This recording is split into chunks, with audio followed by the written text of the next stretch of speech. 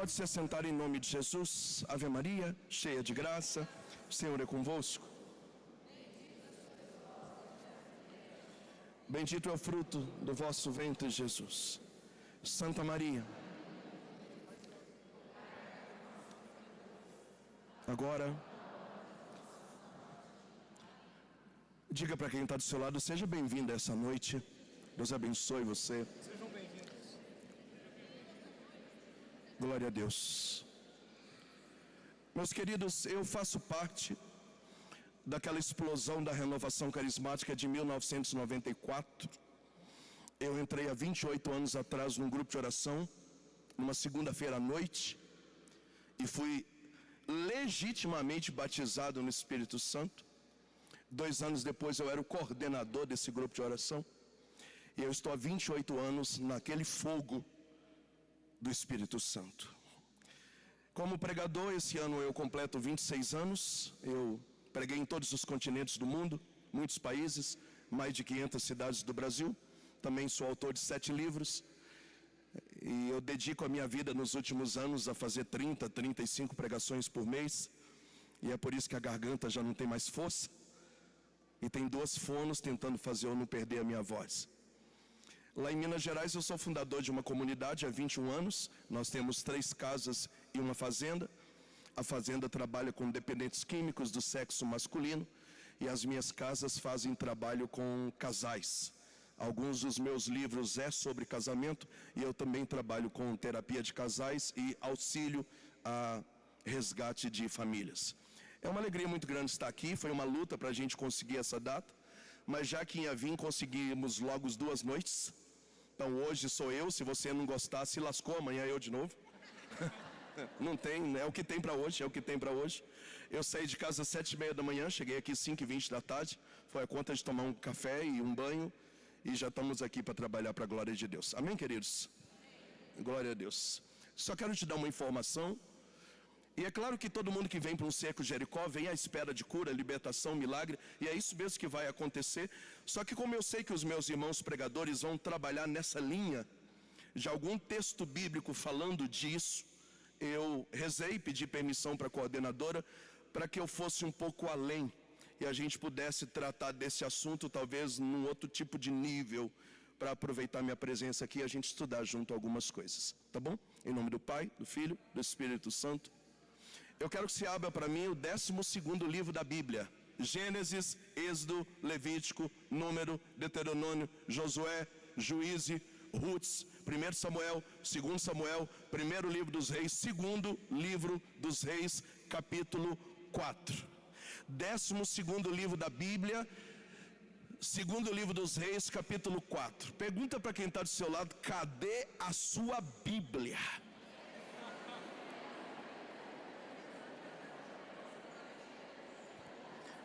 Acharam?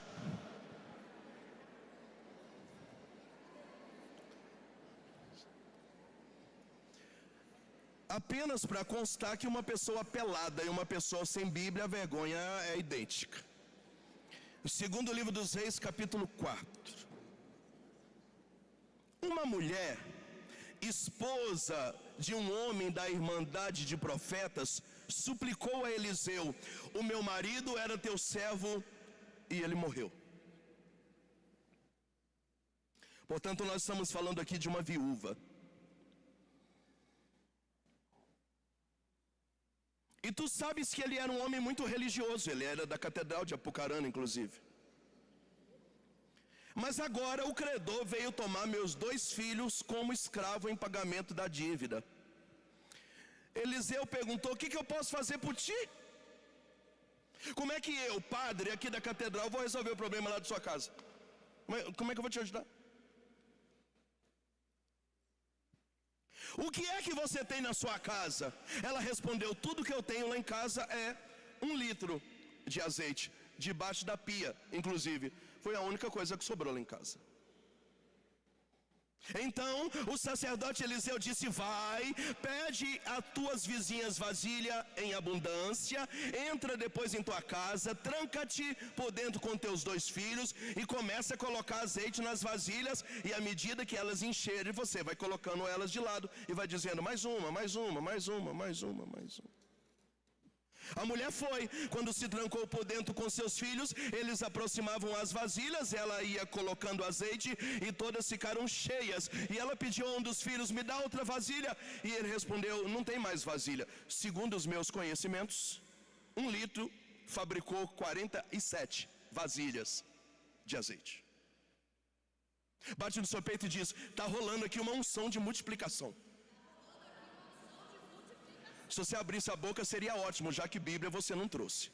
Então bate no seu peito e diz: está rolando aqui uma unção de multiplicação.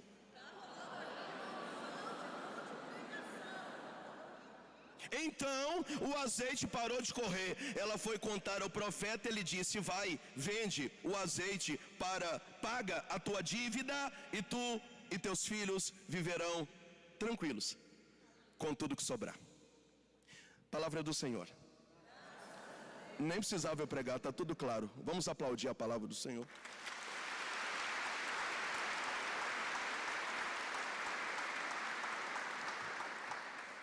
A grande maioria das pessoas que eu conheço tem o sonho de viajar. Algumas pessoas querem conhecer Nova York, tem gente que quer conhecer Paris, tem pessoas que querem conhecer Dubai, mas um lugar que eu acredito que todo cristão deveria sonhar em conhecer é a Terra Santa. Queridos, em 2017 eu pisei na Terra Santa. Eu estudo Bíblia há 26 anos, eu já li a Bíblia inteira 7 vezes, mas quando eu pisei na Terra Santa, uma unção daquele lugar subiu pelos meus pés. Literalmente eu pisei nas páginas da Bíblia. Eu fiquei 7 dias e 7 dias eu chorava. Uma unção subia pelas minhas pernas e era a unção da palavra. Gente, Jesus pisou naquele lugar. As páginas da Bíblia estão vivas nesse lugar. Eu já quero profetizar: um dia você vai pisar na Terra Santa, se você ainda não foi. Pode aplaudir, você precisa ir, você precisa ir.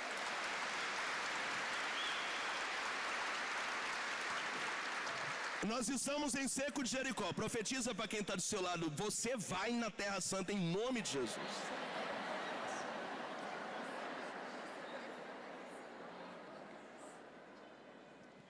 E me chama que eu vou pela 2ª vez. Quando você chega na Terra Santa, faz parte do circuito conhecer o Muro das Lamentações. O que é que acontece no Muro das Lamentações? O templo que Davi não conseguiu construir, mas que o seu filho Salomão construiu, foi destruído. Depois foi reconstruído por Zorobabel e depois foi destruído de novo, até Jesus entrar no templo e dizer: eu vou destruir esse templo e eu vou reconstruir ele em 3 dias, porque na verdade o templo sou eu. Mas há mais de 2000 anos os judeus estão em frente às ruínas daquele templo onde foi construído o famoso Muro das Lamentações, chorando, porque eles acreditam que a glória de Deus, uma palavra em hebraica chamada Shekinah, nunca saiu daquele templo, embora hoje o templo está em ruínas. E é muito interessante porque a gente encontra pelas ruas de Jerusalém aqueles rabinos com 75, 85, 90 anos de idade, a maioria deles muito corcundos. Por quê? Porque eles são pagos financeiramente pela sinagoga para ficar de segunda, de janeiro a janeiro, cumprindo escalas, chorando no Muro das Lamentações. E eles ficam literalmente assim. E é por isso que as colunas deles são todas tortas. Onde está escrito o que eles fazem? No livro das Lamentações, capítulo 8, 9, 10 e 11. Eles colocam um pedaço da lei nos pulsos, pedaço da lei no diafragma, pedaço da lei na coxa, pedaço da lei na testa, e eles vão literalmente chorando os pedaços da lei na presença de um templo destruído, acreditando que a casa de Deus continua naquele lugar, embora hoje em ruínas. Quando você chega no Muro das Lamentações, em frente existe um complexo de prédios chamado de escola rabínica. O que é uma escola rabínica? É como se fossem muitas salas de catequese, onde o judeu coloca com 5 anos de idade o seu filho para aprender a lei de Deus. E com 12 anos, ele vai entrar na sinagoga pela primeira vez, e ele tem que provar que ele tem a lei dos seus pais decorada dentro da sua cabeça. Com 5 anos, o menino já começa a aprender as coisas que o Moisés está pregando. Até os 12 ele não tem maioridade espiritual, ele não pode entrar na casa de Deus. O batismo de conhecimento é aos 12 anos. Então ele tem de 5 a 12 para decorar aquilo que nós chamamos de Pentateuco. Os judeus chamam de Torá, que é os 5 primeiros livros da Bíblia: Gênesis, Levítico, Número e Deuteronômio. Se o menino quiser arrebentar, ele precisa decorar um pedaço de um dos 4 profetas maiores. Na maioria das vezes é Isaías. Se ele quiser arrebentar aos 12 anos naquela noite, ele vai decorar pelo menos um trecho dos 13 profetas menores: Abacuque, Ageu, Sofonias e por aí afora. Se ele quiser arrebentar mesmo, dos 150 salmos, 76 são de Davi. Ele precisa decorar um salmo de Davi. Ou seja, um menino que é inteligente, um menino que é aplicado, um menino que respeita a doutrina da religião dos seus pais, ele vai decorar os 5 primeiros livros da Bíblia, ele vai decorar um profeta maior, ele vai decorar um profeta menor, e ele vai decorar um salmo. E com 12 anos ele vai entrar na sinagoga, e na frente de uma assembleia lotada, ele vai provar que ele está pronto para tomar decisões, porque a lei de Deus está impregnado dentro da sua cabeça. Pode aplaudir, é maravilhoso, é maravilhoso.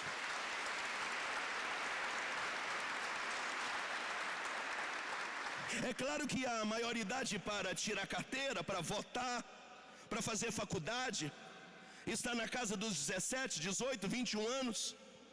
Mas o judeu atinge a maioridade espiritual com 12 anos. Com 12 anos ele não vai colocar um piercing, ele não vai colocar um alargador. Com 12 anos ele não vai fazer dancinha no TikTok. Com 12 anos ele não vai pintar o cabelo de azul parecendo calopsita. Com 12 anos ele não vai namorar com quem não é da igreja. Com 12 anos ele não vai desejar trabalhar em qualquer lugar. Com 12 anos o filho do judeu, ele já conhece de Abraão, de Isaac, de Jacó, de Moisés, de Elias, de Eliseu. Ele conhece os profetas, ele conhece a lei, ele sabe que todo sábado é o sabá, é dia de sinagoga. Ele sabe que se ele não pagar o dízimo, ele não vai prosperar. Ele conhece a lei das primícias, ele conhece a lei da semeadura. Com 12 anos, o filho do judeu não faz esse tanto de cagada que os nossos filhos fazem. Com 12 anos, eles sabem direitinho da lei dos seus pais. Eu juro para vocês, eu que trabalho com famílias, me deu vontade de ficar por lá e ser judeu também. Fala para quem está do seu lado: com 12 anos. Um exemplo clássico disso, Jesus, que com 12 anos entrou na sinagoga. Era um sabá. E Jesus entra na sinagoga e destrói. Uau! Jesus não só decorou, a Bíblia diz que Jesus começou a pregar. Oh Deus, Jesus começou a pregar, ia pregar, ia pregar, e um rabino cutucou o outro e falou: uau, esse cara é fera, esse cara é fera. E alguém perguntou: não é ele o filho de José o carpinteiro? De onde vem tamanha sabedoria? E a Bíblia conclui o texto, e você vai aplaudir, dizendo assim: e aquele menino com 12 anos, que pregava para os rabinos, crescia em sabedoria, estatura e graça. Pode aplaudir.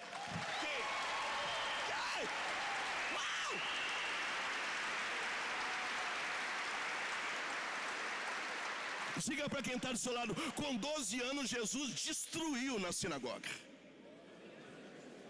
Abra a boca, miserável, abra a boca. Diga para quem está do seu lado: com 12 anos Jesus destruiu na sinagoga. O dia que eu visitei a escola rabínica era um sábado. E que bacana a gente vê as famílias chegando. E a família do judeu é uma família tradicional, numerosa, onde a gente via as menininhas de vestido, sapatinho, lacinho na cabeça, os meninos com kippah, de terno, gravata, o pai choroso, a mãe parecendo uma rainha de tão bem vestido. Eu acho que as judias deveriam dar curso para os católicos como é que veste igual gente. E muita máquina de fotografia, muita empresa de filmagem, era um batizado, era um crisma, era uma formatura. Não, é porque com 12 anos as crianças iam entrar na sinagoga e dizer: a gente está preparado para seguir a fé dos nossos pais, nem para a direita nem para a esquerda, fiéis à doutrina dos nossos pais. Eu vou mudar de assunto. Bate no seu peito e diz: com 12 anos. Fala para quem está na esquerda, direita, frente, atrás, em cima, embaixo, de um lado e do outro, com 12 anos. Moisés, por que você está contando tudo isso para nós? Porque a família que a gente vai estudar agora é uma família assim. Eu vou usar uma linguagem coloquial e você vai entender. É uma família que tem pedigree. A família que a gente vai estudar agora, ela tem raízes, ela tem conceitos, ela tem origem, ela tem doutrina, ela tem conhecimento. Não é uma família de Zé Ruela qualquer que apareceu na igreja um dia que a barriga estava doendo, não. Era uma família tradicional judaica. Eles sabem o que é dor, eles sabem o que é sofrimento, eles sabem o que é pandemia, eles sabem o que é crise política, eles sabem o que é crise sanitária, eles sabem de tudo isso, porque era uma família que tem pedigree. Fala para quem está do seu lado: a família que a gente vai estudar agora. Abra a boca, diga: a família que a gente vai estudar agora é uma família dessa. Tem pedigree, faz assim, ó. Quem está me entendendo, diga aleluia. A Bíblia não dá o nome da mulher, mas se tivesse, eu garanto que eu diria para você o nome dela. Mas a Bíblia diz que ela tem 2 filhos. E o marido dela era diácono da escola de profetas. O cara saía toda noite, é núcleo, intercessão, grupo de oração, Seco Jericó. Todo final de semana o cara tinha compromisso, o cara socado na igreja. E morreu. A Bíblia também não diz o nome dele, senão eu diria para você. A história começa com uma mulher que tem pedigree, com o marido socado na igreja, e que ela acaba de perder o marido e fica viúva com 2 filhos do sexo masculino. Aqui eu já aprendo que gente da igreja também sofre. E é difícil a gente entender isso, porque a gente que está na igreja não quer sofrer. Agora o cara era socado na igreja e morreu, largou uma mulher com 2 filhos. E tem gente aqui que, se for essa viúva, nunca mais volta na igreja porque briga com Deus. Mas é assunto para uma próxima vez que eu vier aqui. Fala para quem está do seu lado: gente da igreja também sofre.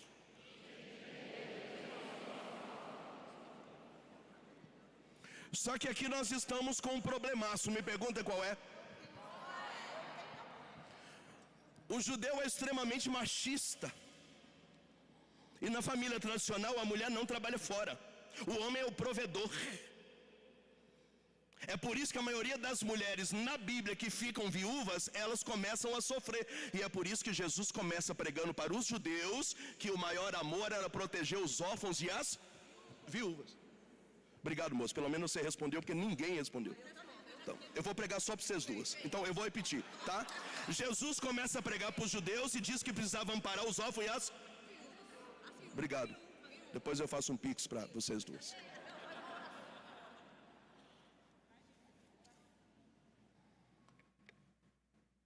Maior problema, ela tem saudade. Problema número 2, ela é nova. Como é que você sabe que ela é nova, Moisés? Porque ela só tinha 2 filhos. O judeu casa na casa dos 20, 21 anos. Se ela só tem 2 filhos, ela tem pouco mais do que 30.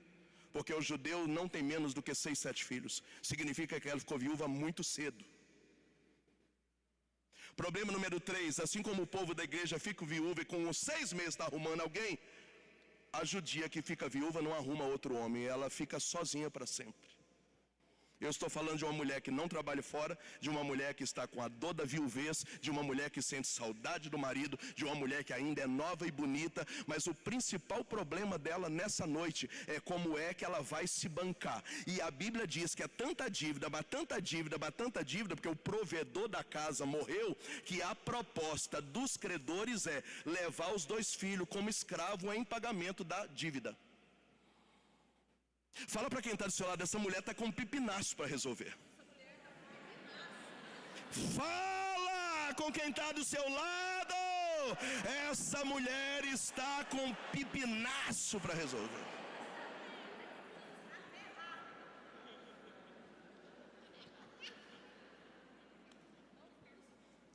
Opção número 1, ela vai trabalhar fora e negociar as dívidas, né?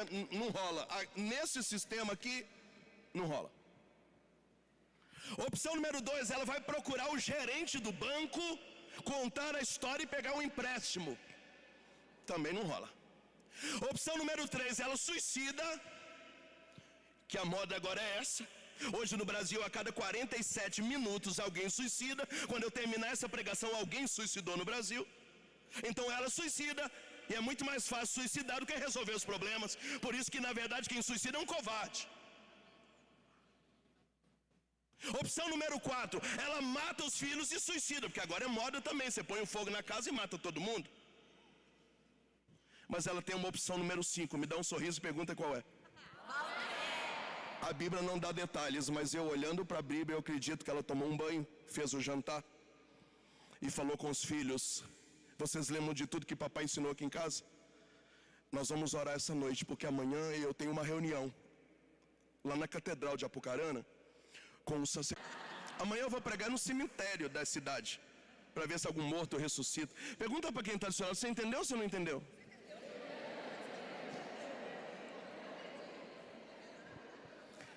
Só tem um pequeno detalhe, me pergunta qual é? O dia amanheceu, quando ela chega na paróquia, era dia da folga do padre.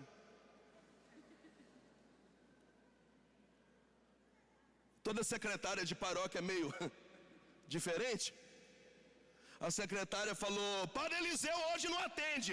E ela falou: então acha ele aonde que ele estiver, porque muitas noites eu fiquei sozinho com as crianças com febre para o meu marido trabalhar na paróquia. Muitos final de semana, dia do meu casamento, dia de aniversário, dia de formatura, eu abri mão do meu marido para servir a casa de Deus. Então acha o sacerdote aonde que ele estiver, porque eu prometi para os meus filhos que quando a gente tem problema, na igreja tem resposta, e a resposta está aqui. Eu não saio daqui sem a minha resposta. Amém.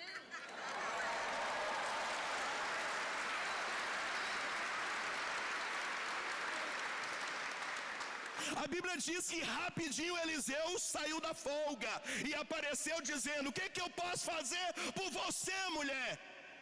Se ela fosse eu, pegaria. É eu que estou te perguntando,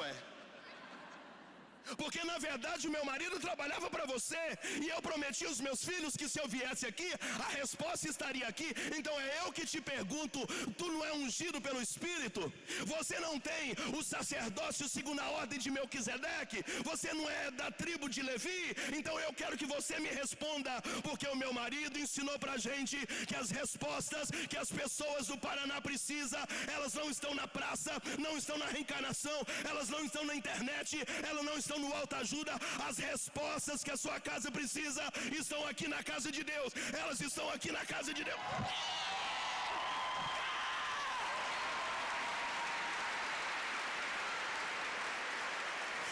Sacode quem está do seu lado e diga: as respostas que você precisa estão aqui.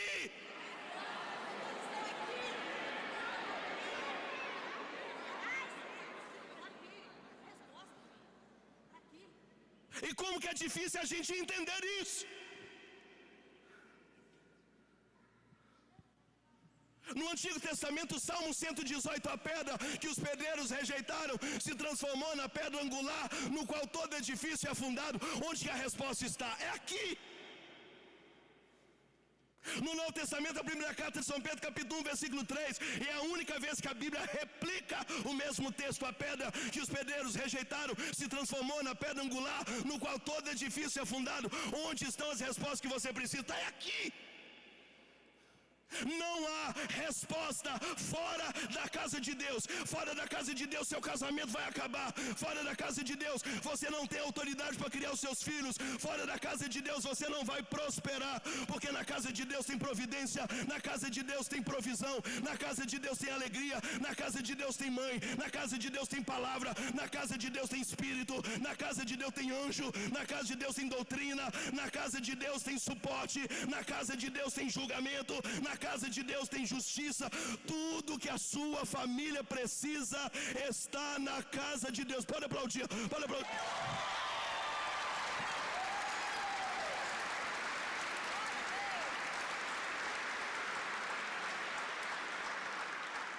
Fala para quem está do seu lado: se você largar a igreja, você vai morrer.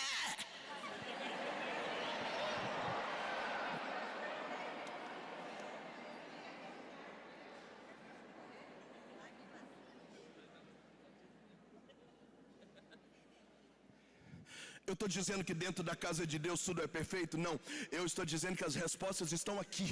E se as respostas estão aqui, elas não estão em outro lugar. Então é aqui que eu devo buscar as respostas. E você vai me desculpar, inteligente eu sou.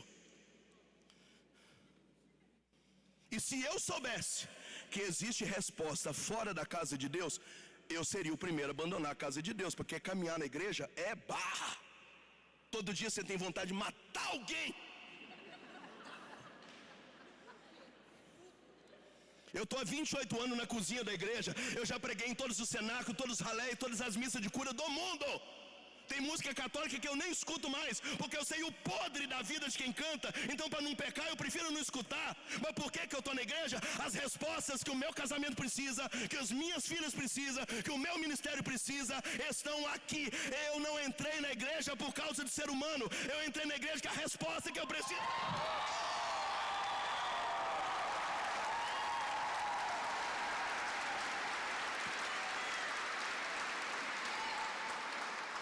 Olha para quem está do seu lado com a cara ruim, alguns têm a cara feia por natureza.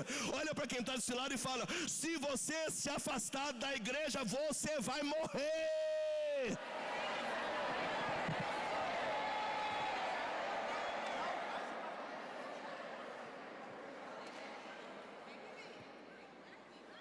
Então a resposta não está na cartomante, a resposta não está no baralho, não está nos búzios, não está nas doutrinas reencarnacionistas, não está, está aqui.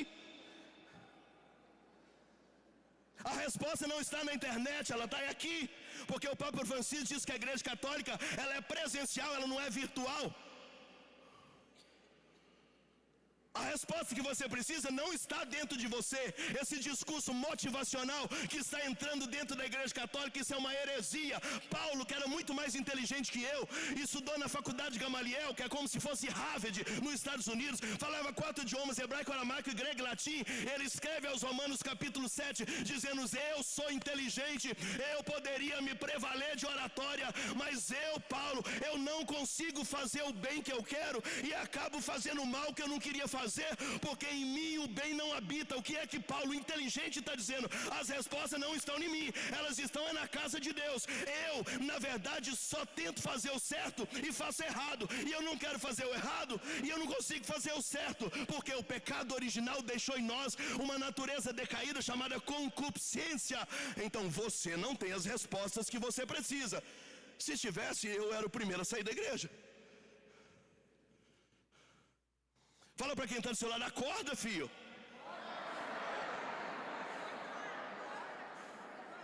Não. E existe um discurso entrando na igreja perigosíssimo. Foque em você, acredite em você, porque é você, porque é você. Não foi isso que Jesus falou? Jesus falou: renuncie a si mesmo e me segue. Jesus não falou acredita em você, Jesus falou morre para você. É uma palavra grega chamada kenosis, morre, e se me seguir vai dar certo. Significa que as respostas não estão dentro de nós, as respostas estão na casa de Deus. Então esse povo que é metido: não, porque meu marido não quer te ver pregar, porque ele é muito racional, ele é muito inteligente. Ele não é inteligente, ele é burro, porque se ele for inteligente ele estava aqui. Ele é burro e ele acha que ele é Deus.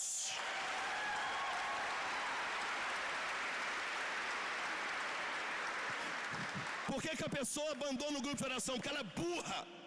Por que a pessoa larga o ministério da Eucaristia? Porque ela é burra. Ela é burra por quê? Porque não me abraçaram, porque não me amaram, porque não me acolheram. Igreja não é lugar de gente carente, é lugar de adorar a Deus e obter resposta. Você não é o centro do culto. Você não vem para a igreja para ser cuidado. Você vem para a igreja para adorar a Deus. A honra é dele, a majestade é dele, o domínio é dele, a glória é dele, tudo é dele, não é sua. Romanos capítulo 11. Porque dele, por ele, para ele são todas as coisas, a ele a glória pelos séculos dos séculos, amém. Romanos capítulo 14, se nascemos, nascemos por ele, se morremos, morremos por ele, e é por isso que Cristo nasceu e morreu, para ser Senhor dos vivos e dos mortos. Tudo que existe, existe para o louvor da sua glória. Atos dos Apóstolos capítulo 27, nele nós respiramos, nele nós nos movemos e nele nós existimos. Marcos capítulo 12, amarás o Senhor teu Deus de todo o coração, de toda a tua alma, com toda a tua força, com todo o teu entendimento, e somente a ele prestarás culto.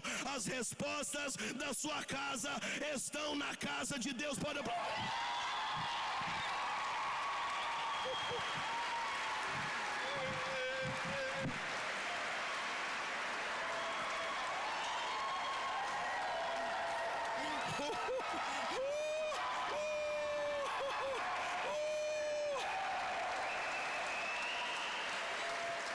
Fala para quem está do seu lado: se você largar a igreja, você vai morrer.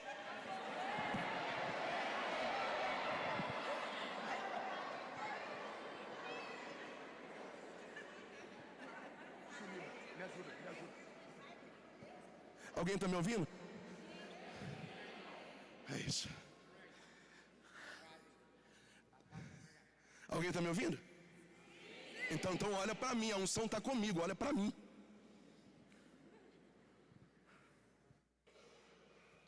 Onde estão as respostas que a sua família precisa? Aqui. Olha para essa catedral maravilhosa e diga comigo: Senhor Jesus, eu te peço perdão se eu tentei achar respostas em qualquer outro lugar, inclusive dentro de mim mesmo. Mas hoje o Senhor mandou um profeta para abrir os meus olhos, que tudo aquilo que eu preciso está na tua casa. Que alegria quando me disseram: vamos à casa do Senhor, porque nos umbrais da tua casa até as andorinhas fazem os seus ninhos para viver em segurança. Porque uma noite de quarta-feira na tua casa vale mais do que 1000 noites de quarta-feira longe da tua casa. Você acabou de repetir comigo 4 textos bíblicos. Você me deve um pix.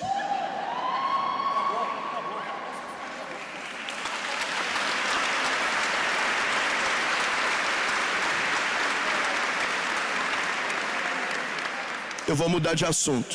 Fecha a sua cara. Não tem ninguém aqui agora. Olha para quem está do seu lado e fala: você na igreja, você fora da igreja. Olha para quem está do outro lado: você é da igreja, você fora da igreja.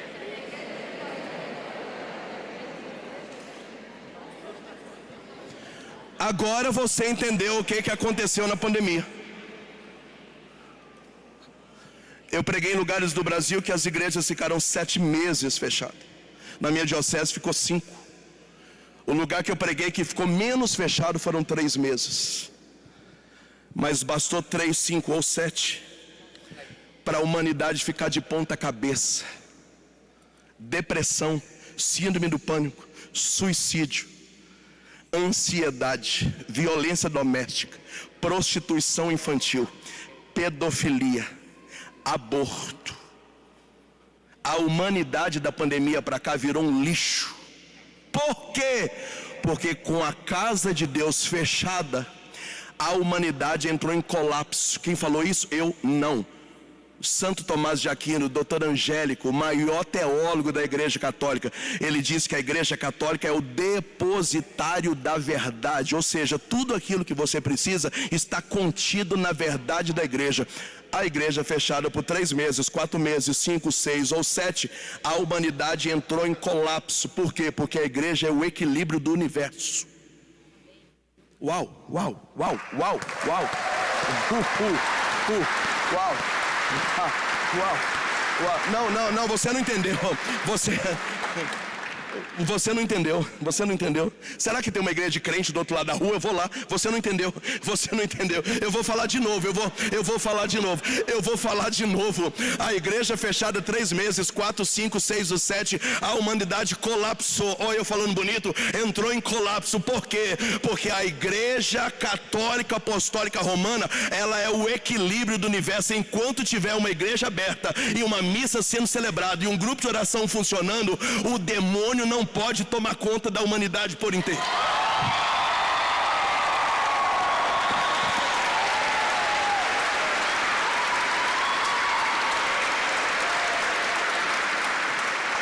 Olha o poder da casa de Deus. São Paulo diz que o mundo jaz nas trevas e o maligno é o príncipe desse mundo tenebroso. Por que o demônio ainda não tomou conta da humanidade? Porque São João diz que aquele que peca se alia ao demônio ou já é do demônio. Então o demônio está reinando sobre esse mundo. Por que não tomou conta de tudo ainda? Porque a santidade da igreja o detém. A Igreja Católica não tem ruga, não tem mancha, não tem cara, não tem tara corporal, não tem pecado. Nós rezamos isso no credo Niceno-Constantinopolitano. O demônio não pode tocar na igreja porque ela é santa. E enquanto a igreja estiver aberta sobre a terra, o universo continua respirando. E quem corre na veia do universo é o sangue da igreja. Pode aplaudir de novo.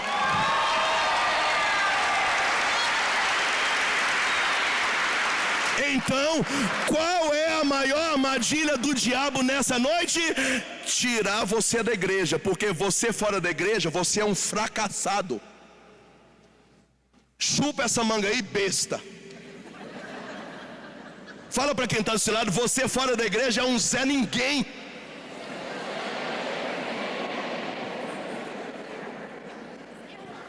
Não, mostra para mim. Eu quero conhecer alguém que largou a igreja e que está bem, porque se provar que está bem, eu vou largar também. Mas videozinho no YouTube dizendo que está bem, isso é mentira, isso é culpa. Ninguém abandona a casa de Deus e fica bem. Não fica bem, não fica bem.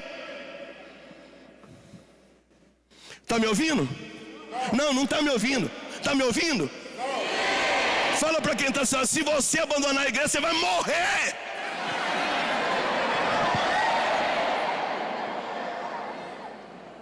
Qual é a armadilha do diabo? Eu tiro você da igreja, eu arruinei com você.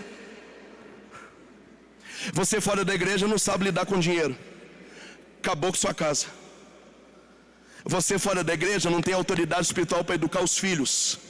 Acabou com seus filhos. Você fora da igreja não sabe amar, não sabe perdoar, não tem caridade, não tem paciência. O seu coração não é quebrantado. Você fora da igreja se transforma num bicho.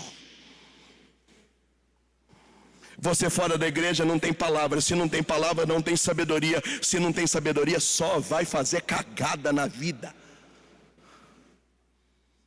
Se o diabo afastar você da igreja, ele destruiu a sua casa inteira. Porque fora da casa de Deus não tem resposta. Alguém está me ouvindo ainda ou morreram no meio do caminho? Em nome de Jesus, você que está afastado da igreja, volta agora. Hoje é noite de você voltar. Ainda bem que Jesus é misericordioso. Porque se fosse eu, Senhor, eu vim aqui para minha muralha cair. Eu falei, não, tem 2 semanas que você não vai à missa. Ela não vai cair, ela vai multiplicar. Eu quero que você morra na muralha.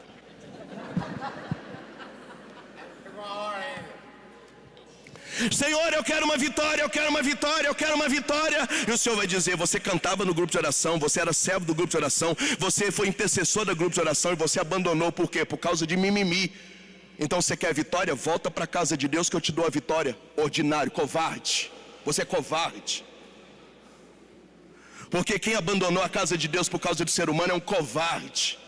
Porque o centro da igreja não são as pessoas, é Deus. Eu não entrei na igreja 28 anos atrás por causa de gente. Eu entrei por causa de Jesus Cristo. E se todo mundo sair da igreja, eu vou continuar com Jesus Cristo. E quando Jesus voltar para me buscar e ele perguntar: Moisés, cadê todo mundo? Só tem você? Eu vou dizer: todo mundo, eu não tenho essa resposta para o Senhor. Mas o Senhor disse que na casa do Pai havia muitas moradas, que o Senhor ia preparar uma morada para mim e voltava. Os outros eu não sei, mas eu estou aqui de pé dentro da igreja esperando o Senhor.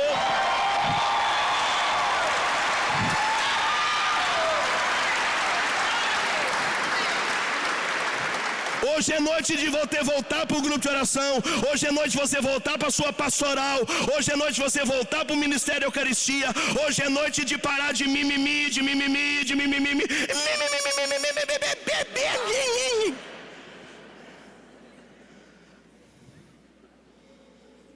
Fala para quem está falando: sem mimimi.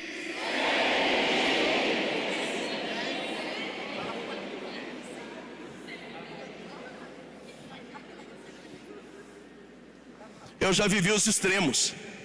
Eu já tive convites indecentes para ser pastor. Casa, comida, roupa lavada, 100 mil de salário, caminhonete, apartamento. Eu falei: como é que eu vou deixar a casa de Deus para ir para uma igreja fake da esquina? Mas eu já vivi o outro extremo. Eu já vivi o extremo de um padre na homilia mandar recado para mim e eu sair chorando na frente de uma missa de domingo. Eu já vivi o extremo da pessoa dizer: eu vou destruir o seu ministério, você nunca mais vai pregar. Essas pessoas na igreja estão mais, eu estou em Apucarana.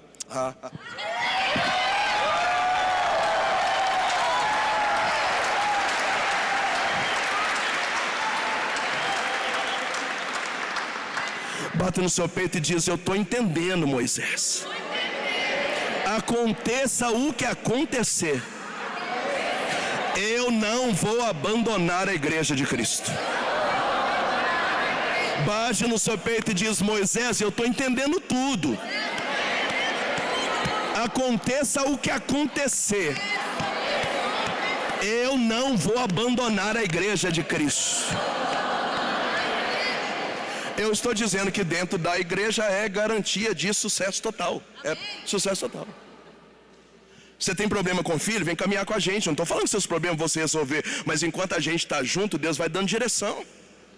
Agora senta lá no sofá da sua casa e fica: ó sol, ó lua, ó mar. E agora, quem poderá me... vai morrer você e seu filho.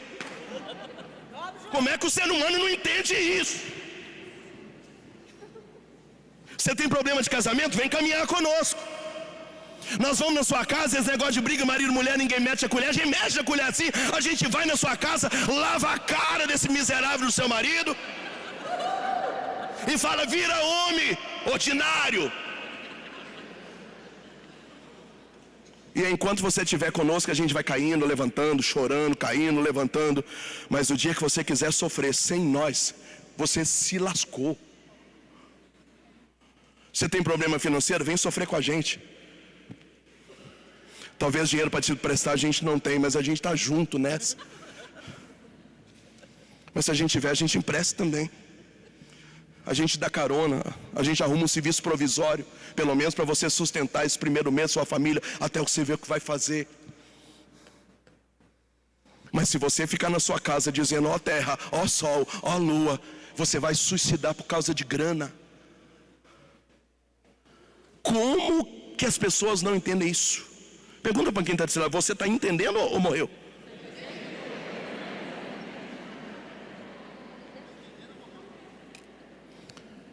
Alguns exemplos clássicos disso. Pedro, a Bíblia diz que quando Pedro estava preso, a igreja orava por ele e o anjo do Senhor tirou Pedro da prisão. Por que o anjo do Senhor tirou Pedro da prisão?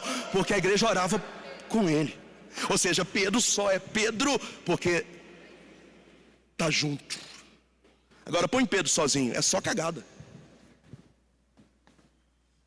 A Bíblia diz na carta de São Paulo a Filipenses capítulo 2 que Paulo está preso. E os irmãos da igreja de Filipos, liderado por uma moça maravilhosa chamada Lídia, fazem coleta e manda para Paulo. E Paulo emocionado dizendo: obrigado, gente, eu não tinha escova, nem pasta dental não tinha. Eu quero agradecer pelos irmãos que mandaram uma oferta para mim aqui na cadeia. Paulo só é Paulo porque a igreja está com Paulo. Agora Paulo sem igreja, só cagada. Você fora da igreja é só cagada. Afasta de nós 2 semanas para você ver o tamanho do problema que você vai causar. Aí depois vem com aquele rabinho entre as pernas. Ai, irmão Moisés, ora por mim, não está fácil, eu estou na batalha. Você não está na batalha, você está sofrendo consequências de más escolhas. Porque fora da igreja ninguém sabe fazer escolha.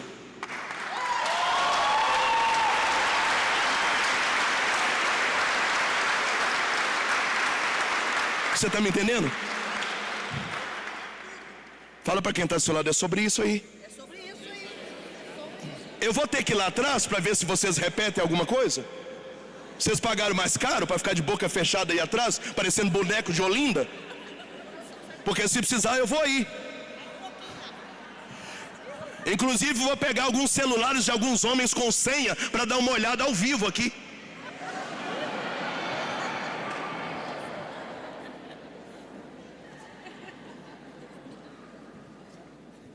Mudei de assunto que o meu tempo está acabando. Já que da meia-noite. Aquela mulher está viúva, amém? O marido dela morreu talvez de Covid. Com 2 filhos, endividado, empipinada. Mas tinha pedigree. Conhece a verdade e sabe aonde tem resposta. E aonde que tem resposta? É na casa de Deus. Eu vou procurar o sacerdote que a resposta está lá.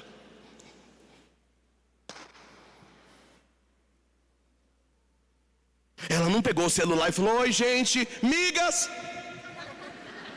Eu estou sofrendo tanto, queria compartilhar com vocês, gente. Para postar vídeo chorando na internet não resolve problema. Você tem que conversar com quem pode resolver o seu problema. E quem pode resolver seu problema não está na internet. Mateus capítulo 6, você tem um problema? Entra para o teu quarto, fecha a porta e ora.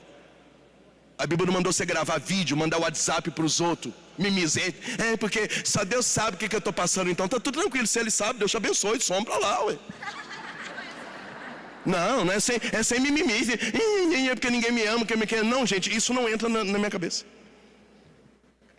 Eu peguei Covid, eu contaminei a minha família. A minha esposa ficou mal, achou que eu ia morrer de Covid. Todo mundo achou que eu ia morrer. Eu fiquei 9 meses tomando 12 remédios por dia. Até hoje eu tenho sequelas de Covid. A minha irmã foi entubada 15 dias, morreu de Covid. Eu internei a minha irmã missionária, mulher de Deus, com caixão lacrado. E à noite fiz live, ninguém nem sabia que eu tinha enterrado minha irmã. Porque nós somos cristãos, nós temos pedigree, a gente sabe o que é morte, a gente sabe que ninguém morre fora da hora. Toda quarta-feira de cinza a igreja diz: tu és pó e ao pó voltará. Há 2000 anos a igreja está dizendo que a gente vai morrer. Aí na pandemia fica tudo, porque eu não quero morrer, porque eu não quero morrer, porque, ai meu Deus do céu, ai tô querendo, não entendeu nada. Teve a missa de 7º dia, acabou a missa de 7º dia, com a roupa da missa de 7º dia eu fui pregar, sem derramar uma lágrima.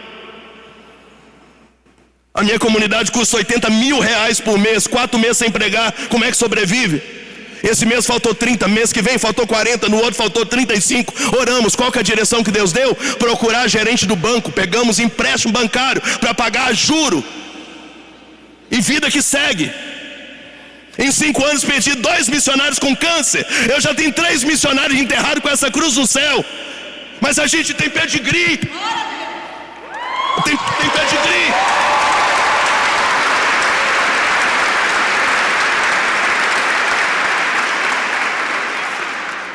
Ai Moisés, reza para mim porque eu estou tão desanimado. Está desanimado porque porque tem uma cachorra da minha neta e a minha neta vai viajar, vai...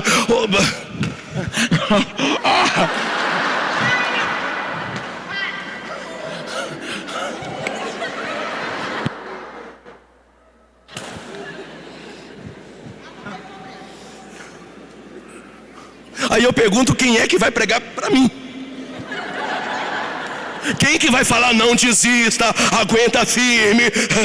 Quem que vai falar para mim? Ninguém vai falar. É 100 pedidos de ajuda por dia. Mas aqui tem pedigree. Não saia da casa de Deus, para de mimimi. Se amanhã você ficar sabendo que eu caí, que Deus tem piedade da minha alma, toca a sua vida, porque Moisés caiu, mas a igreja continua sendo santa, e a igreja não é o Moisés.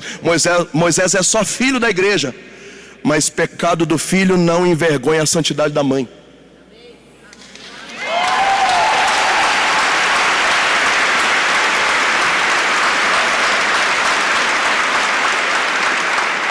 Metade aplaudiu, mas não entendeu.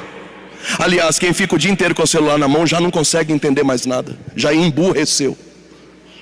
A estatística diz que o ser humano no Brasil passa de 7 a 14 horas por dia no celular, e é por isso que nós temos uma geração tão burra no meio de nós. Deixa eu repetir, deixa eu escrever na nuvem. Quando você fica sabendo, Padre Ciclano largou a batina, meu Deus, que Deus tenha piedade da alma dele, Padre Ciclano pecou, mas a igreja continua sendo santa. Eu não posso desanimar por um padre que cai, por um pregador que cai em adultério. Eu não posso desanimar por alguém que mandou e acabou o cargo, sumiu da igreja, porque a igreja é santa. Nós não estamos na igreja por causa de pessoas, nós estamos por causa de Jesus, e porque as respostas que a minha casa precisa estão aqui.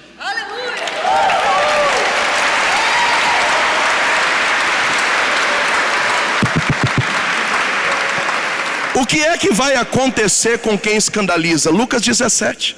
É impossível que não haja escândalos, vai haver, mas ai daqueles pelos quais os escândalos vêm. Melhor seria colocar uma pedra de moinho no pescoço e pular no mar. Deixa eu traduzir para o português.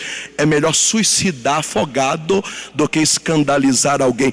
Quem escandalizar vai pagar por isso, mas eu não quero ser escandalizado, porque eu não estou confiando em ser humano. Eu não vim para a igreja por causa de ser humano.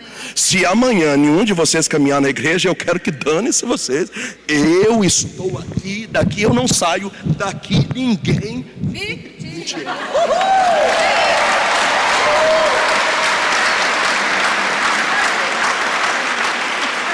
Alguém está me ouvindo? Alguém está me ouvindo ainda? Tá, o que Moisés está dizendo? Moisés está dizendo que tem uma viúva cheia de problema. O problema é familiar, envolve inclusive perda, morte, e que não adianta ela vir para o seco de Jericó e começar a cantar: levanta-te, tua presença, e o Senhor vai dizer: ué, mas você está mandando a muralha cair, mas você está afastado da minha presença, por que você não volta?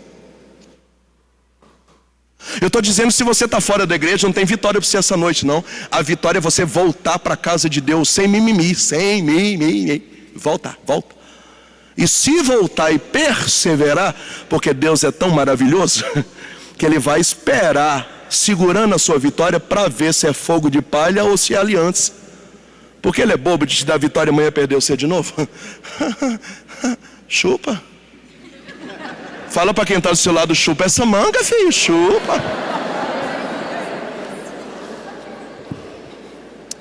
Eu tenho que mudar de assunto, o tempo vai acabar. Vai acabar. Diga comigo, a resposta que eu preciso está na casa de Deus. Nessa hora o Espírito Santo baixa no sacerdote Eliseu. E ele faz uma pergunta maravilhosa: você quer a direção? Eu vou dar. O que você tem na sua casa? Ela falou, pensando bem, tem cocô de cachorro na entrada da casa, tem uma porta que não funciona bem, porque o marido morreu, não tem quem arruma. Acho que tem 1 litro de azeite. Então volta para tua casa, eu te prometo que se você se trancar dentro de casa com seus filhos, não exime eles de participar da vitória, não. Põe eles para trabalhar. E pede os vizinhos emprestado vasilha. E enquanto tiver vasilha, o azeite vai correr. E quando terminar, volta aqui que eu te digo o que é. Mas já te adianto, você vai pagar a tua dívida e vai viver eternamente com o resto do dinheiro que sobrar. Porque a resposta está aqui, mas o milagre vai acontecer lá debaixo da sua pia. Glória a Deus, aleluia.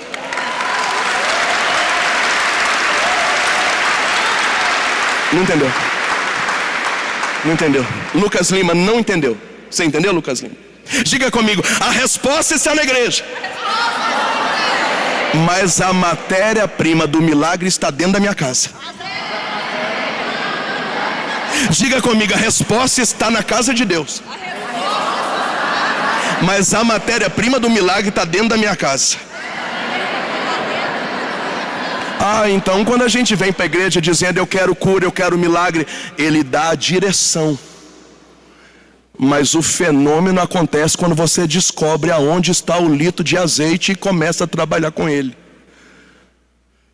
E aqui existe vários ensinamentos que daria mais umas 5 pregações. Eu vou gastar os 10 minutos que eu tenho no azeite aqui. Primeira coisa que me chama a atenção é que o litro de azeite é uma coisa cotidiana. Eu estou dizendo que o milagre na sua casa está na frente dos seus olhos, você não viu ainda. Fala para quem está do seu lado, está debaixo da pia, você não viu, não viu.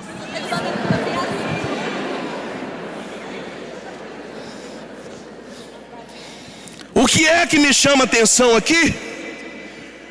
Que ela não ficou batendo o joelho no chão pedindo vitória para os filhos, ela pôs os filhos para trabalhar. Porque tem gente aqui carregando família nas costas porque você é besta. Porque se o milagre vai beneficiar todo mundo, quem vai ser beneficiado precisa ralar para tocar no milagre também. Não trabalhe sozinho, senão você vai morrer. Tem que pôr quem está sofrendo na sua casa para se virar e participar do enchimento do azeite.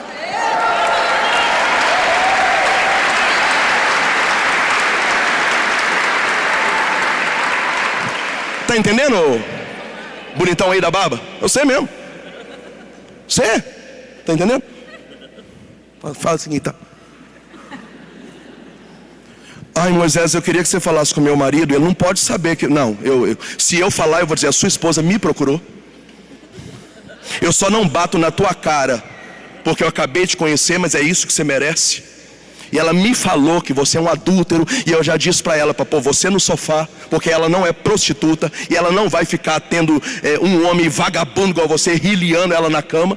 E eu já disse para ela que é para reunir todos os filhos com essa pote de azeite e fazer uma reunião. Ou você vira homem, ou então nós vamos botar você para fora de casa. Aí o homem mudou. Mas por que mudou? Porque a direção estava aqui, mas o milagre estava lá. Não adianta dizer foto do marido, Senhor, liberta ele da adultério. Não. Tem que pôr todo mundo, inclusive ele, para passar vergonha e dizer, ou participa do azeite, ou então não tem vitória para você também, filho. Eu mesmo aplaudo. Você não vai aplaudir mesmo?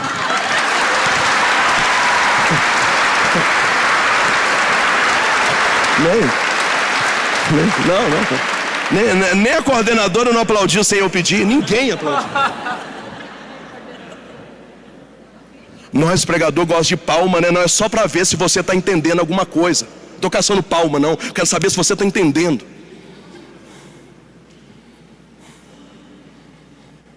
Para de carregar a família nas costas. Para de carregar a família nas costas. Você está sendo liberto agora. Você está entendendo o que eu estou falando?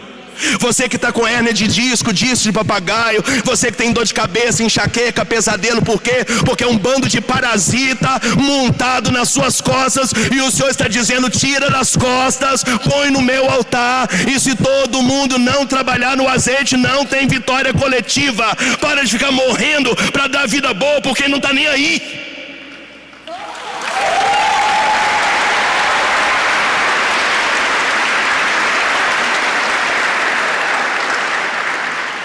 Irmão Moisés, aleluia, você é maravilhoso, você é o melhor pregador do mundo. Eu trouxe aqui a foto do meu neto, porque ele está precisando tanto trabalhar. Onde que ele está? Está em casa. Por que ele não está aqui? Ele não gosta muito. E eu vou rezar para ele trabalhar?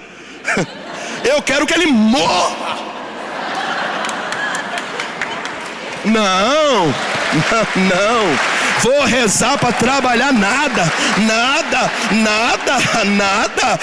Rasga essa maldita dessa foto na frente dele e diz, não tem oração mais, não tem foto. Se você quiser, se vira, vai pro Seco Jericó, vai pra missa, confessa, dá um jeito na sua vida, sai dessa desgraça desse celular. Porque se você pegar a revelação na casa de Deus e começar a pôr a mão na massa, o óleo vai multiplicar e Deus vai abrir uma porta e você vai trabalhar. Fora disso,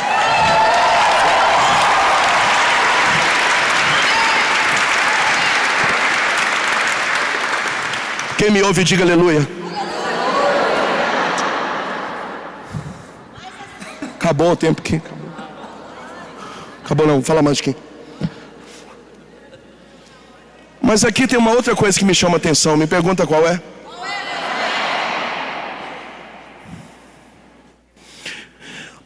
Pega a revelação aí, pega a revelação. Olha, o azeite é algo muito simples, está debaixo da pia.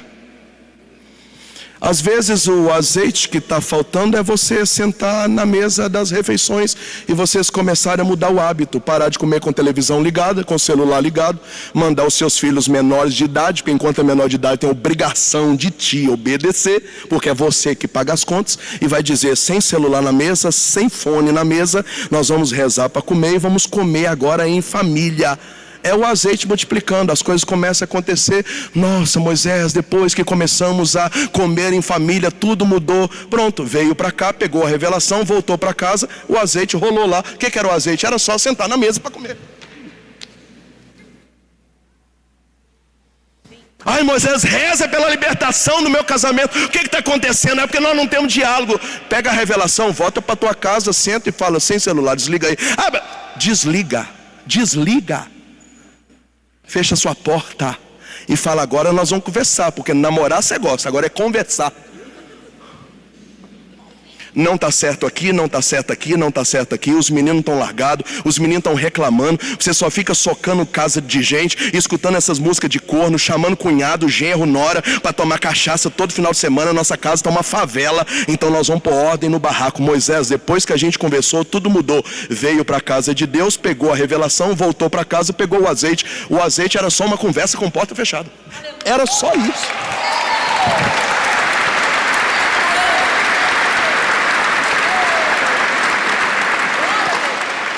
Mas não é isso que você quer. O que você quer? Trazer a foto do casal, porque para fazer uma quebra de maldição. E hoje no Brasil é moda. Você conhece um padre exorcista? Falei, por quê? Tem capeta na sua casa? Não, Deus me livre. É porque me disseram que para orar nessa foto desse casal precisa ser um padre exorcista. Esquece a foto. Volta para tua casa e chama o marido, fecha a porta e começa a encher as vasilhas de azeite. Se vocês começarem a parar de levar o celular para o quarto e conversar, a libertação vai acontecer e está tudo resolvido. Diga comigo, a resposta está na igreja. Mas o milagre está dentro da minha casa. Acabei de desfazer tudo aquilo que os pregadores disseram para você. O milagre não está na igreja só está a direção. O milagre está dentro de casa quando você volta da igreja. Então você pega a direção aqui, volta para casa, o milagre acontece lá. Então você recebe a direção aqui, volta para casa, o milagre acontece lá. É aquilo que o Papa João Paulo II chamou de igreja doméstica, porque você sai de uma igreja e vai para uma igreja, sai da outra e vai para outra. Então a sua casa é uma extensão da igreja. Logo, a sua casa é uma igreja doméstica. Você pega a revelação aqui e vive milagre lá. Pega a revelação aqui e vive milagre lá. Então você vai entender o que é a igreja dentro da sua casa. É simples assim.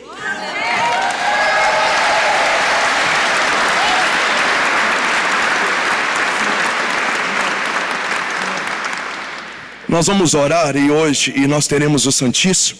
Já começaremos nossas voltas. E duas coisas eu quero orar com você. Diga aleluia. Que a gente se apaixone pela casa de Deus e volte, mesmo que você não esteja afastado, mas que você pare de fazer as coisas no piloto automático, que você passe a amar a casa de Deus, para pegar a revelação, diga amém? E que você descubra qual é o litro de azeite que está embaixo da pia, que você ainda não... Para terminar, a Bíblia diz que o sacerdote olhou para aquela mulher e falou: parabéns. É só vender. Acabou seus problemas. Ela entendeu tudo.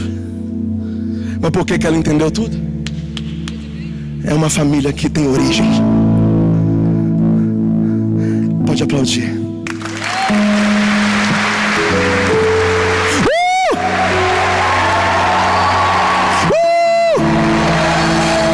Viva a Igreja Católica!